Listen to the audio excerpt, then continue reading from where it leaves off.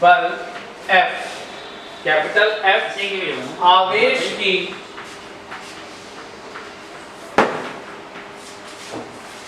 मात्रा के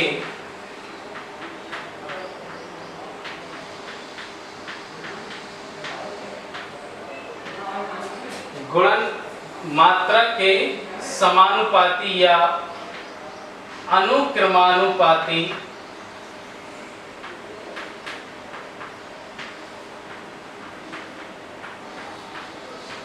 होता है। अर्थात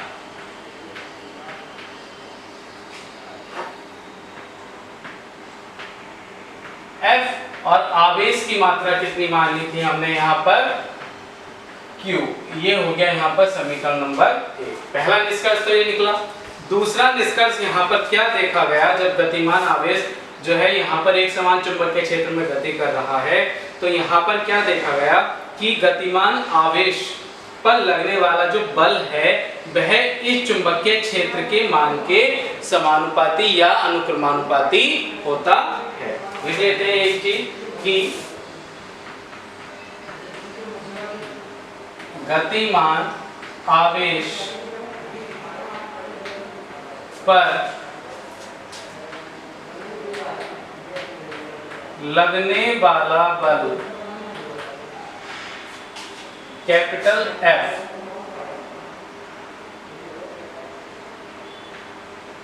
चुंबकीय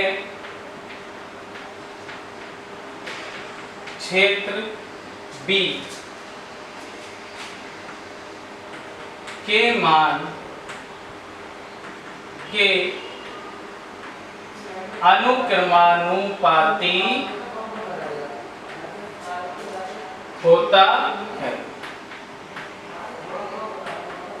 ठीक, तो यहां से F अनुक्रमानुपाती कितना हो गया B, क्योंकि चुंबकीय क्षेत्र का मान यहाँ पर क्या मान रखा है हमने, B यहाँ पर मान रखा है। तीसरा निष्कर्ष क्या निकला यहाँ पर, जब कोई आवेश इस चुंबकीय क्षेत्र में क्या कर रहा है, गति कर रहा है, तो यहाँ से उन्होंने देखा कि यह गतिमान आवेश पर लगने वाला बल जो है इसके वेग का जो लंबवत घटक है उसके अनुक्रमानुपाती होता है। तो यहाँ पर तीसरा निष्कर्ष लिख देंगे कि गतिमान आवेश पर लगने वाला बल कैपिटल F आवेश की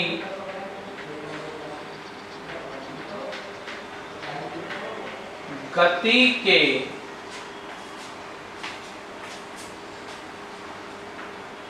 लंबवत घटक v sin थीटा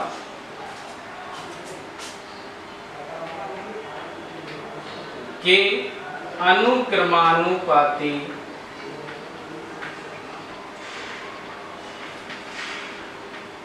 होता है। ठीक, तो यहां से F अनुक्रमानुपाती किसके हो गया, v sin थीटा, ये हो गई समीकरण नंबर 3।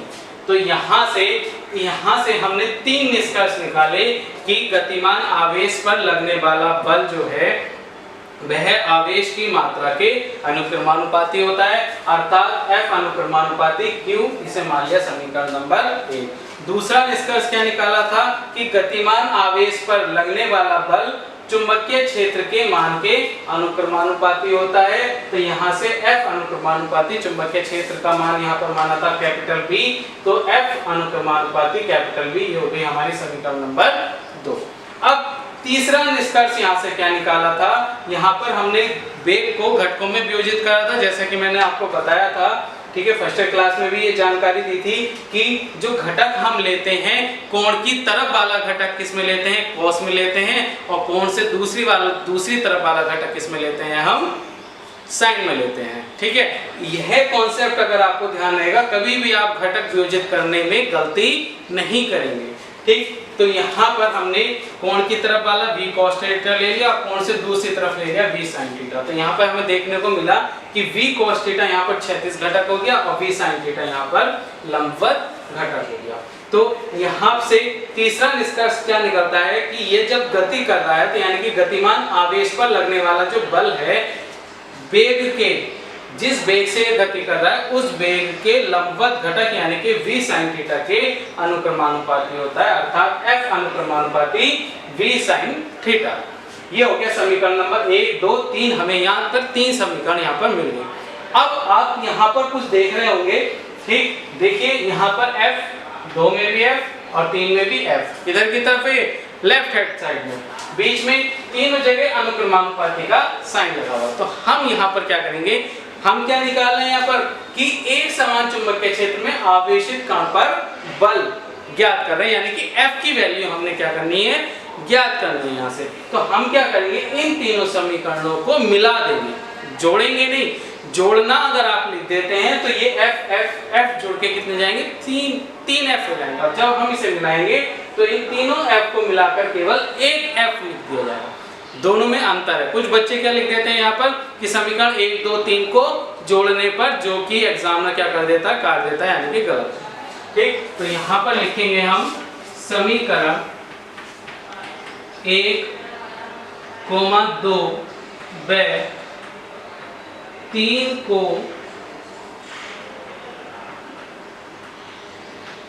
मिलाने पर, तीनों समीकरण की लेफ्ट हैंड साइड में f है तो इसे f लिख दिया, बीच में अनुक्रमानुपाती का साइन है तो अनुक्रमानुपाती का साइन लगा दिया। यहाँ क्या है, q v और v sin थीटा, तो यहाँ लिख दिया q v sin theta. Clear है इतनी बात।